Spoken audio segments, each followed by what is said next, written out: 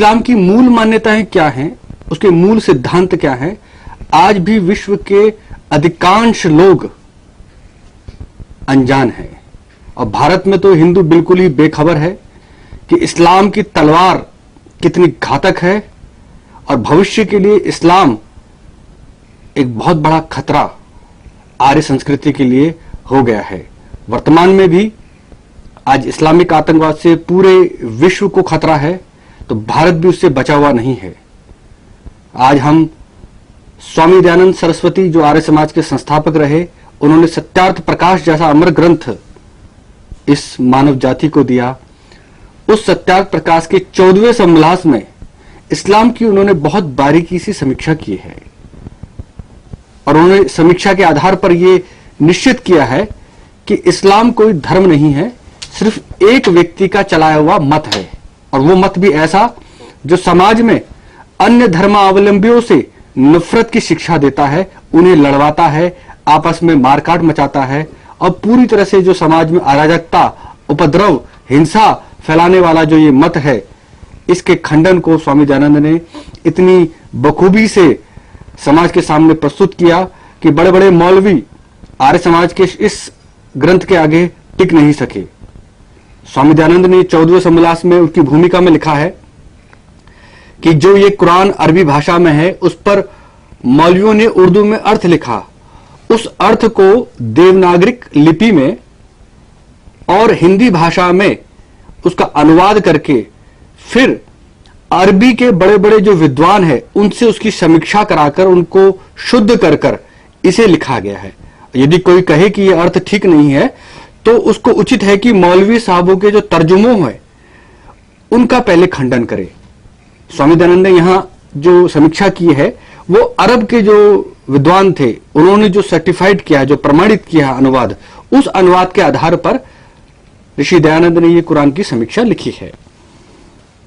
जो कुरान की आयत है उसका अनुवाद है कि आरंभ साथ नाम अल्लाह के क्षमा करने वाला दयालु।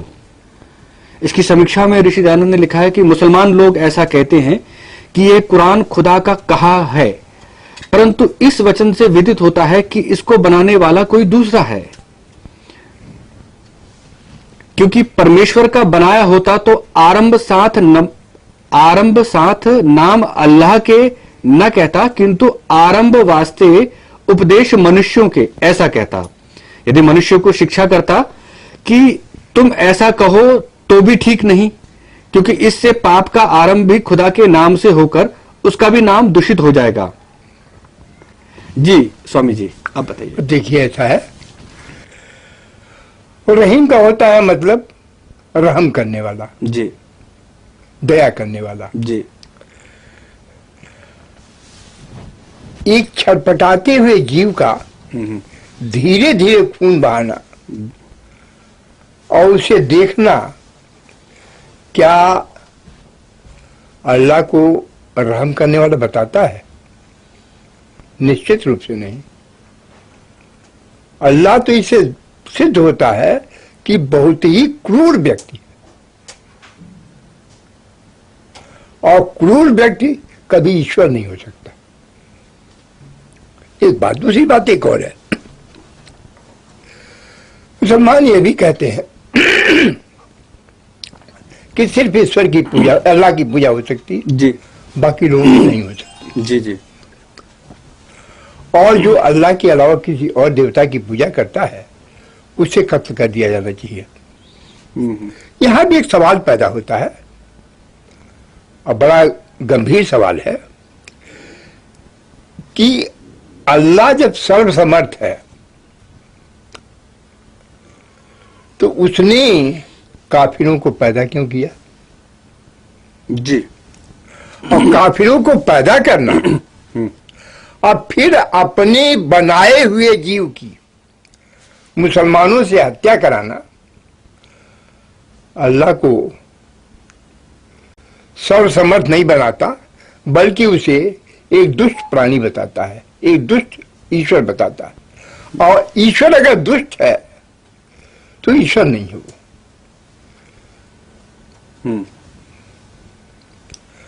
मेरा ये कहना है कि मुसलमान धोखे में है, आज भी है। जी जी। उन्हें सच्चाई न तो शासक जानने दे रहे हैं और न मुल्ला मौलवी जानने दे रहे हैं।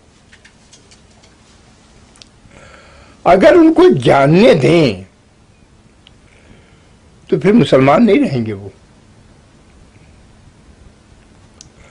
और इसका बहुत बढ़िया उपाय निकाला है, और इसकी चर्चा मैंने सबसे पहले जब मुसलमानों भारत छोड़ो एक पोस्टर निकाला था पोस्टर आपने? निकाला जी, था, जी, तो उस पर मेरे पर मुकदमा भी चला था। जी जी। जामा मस्जिद के इलाके में भी आपने हाँ, वो पोस्टर हाँ। लगवाए थे। जी। तो कोर्ट में भी केस चला, कोर्ट में भी हमसे पूछा गया, कोर्ट में भी हमने कहा कि साहब हमने बिल्कुल लिखा है, हम इस बात से इनकार नहीं करते, लेकिन हमारा कुछ नहीं है इसमें। जो कुछ लिखा है वो कुरान में है। मेरी ऑनरेबल कोर्ट से गुजारिश ये है कि मेरे पर मुकदमा क्यों? मूल सोर्स तो हमारा वो है कुरान। जी जी जी। कुरान पे मुकदमा चलना चाहिए, अल्लाह पे मुकदमा चलना चाहिए, मौलवी पे मुकदमा चलना चाहिए। जी जी।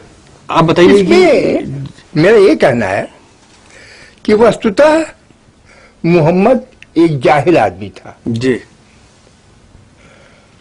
उसे यह भी नहीं मालूम था कि पृथ्वी गोल है। उसे यह भी नहीं मालूम था कि सूर्य कभी डूबता नहीं है। जी। ये बड़े हैरान की बात है। सूर्य हमेशा अपने प्रकाश में ही रहता है, लेकिन खुद कुरान में कहा गया है कि जब इमरान जा रहा था तो उसने देखा कि सूरज कीचड़ में डूब रहा है। और यह भी लिखा है कि पृथ्वी कहीं उड़ न जाए, इसलिए अल्लाह ने जगह जगह पहाड़ बना दिए। क्या लगता है कि कुरान जो है ईश्वरी किताब है या ही नहीं है? बिल्कुल नहीं है। ईश्वरी ज्ञान तो वेद है, चारों वेद जो 2 अरब वर्ष पूर्व आ गए। आप मंजिल 1 सिपारा 1 सूरह 2 आयत 23 और 24 इसमें लिखा है कि जो तुम उस वस्तु से संदेह में हो जो हमने अपने पैगंबर के ऊपर उतारी है, ये अल्लाह की तरफ से बात कह रहे हैं, तो यह कैसी एक सूरत, तो जैसी उस जैसी एक सूरत ले आओ और अपने साक्षी लोगों को पुकारो अल्लाह के बिना जो तुम सच्चे हो, जो तुम और कभी ना करोगे, तो उस आग से डरो कि जिसका ईंधन मनुष्य है और काफिरों के वास्ते पत्थर तैयार की गई है। इसकी समीक्षा में स्वामी दयानंद जी लिखते हैं कि भला ये कोई बात है कि उसके सदृश कोई सूरत ना बने? क्या अकबर बादशाह के समय में मौलवी फैजी ने बिना नुक्ते का कुरान नहीं बना लिया था? ये एक नई बात उन्होंने लिखी है। यह कौन सी दोजक की आग है? क्या इस आग से ना डरना चाहिए?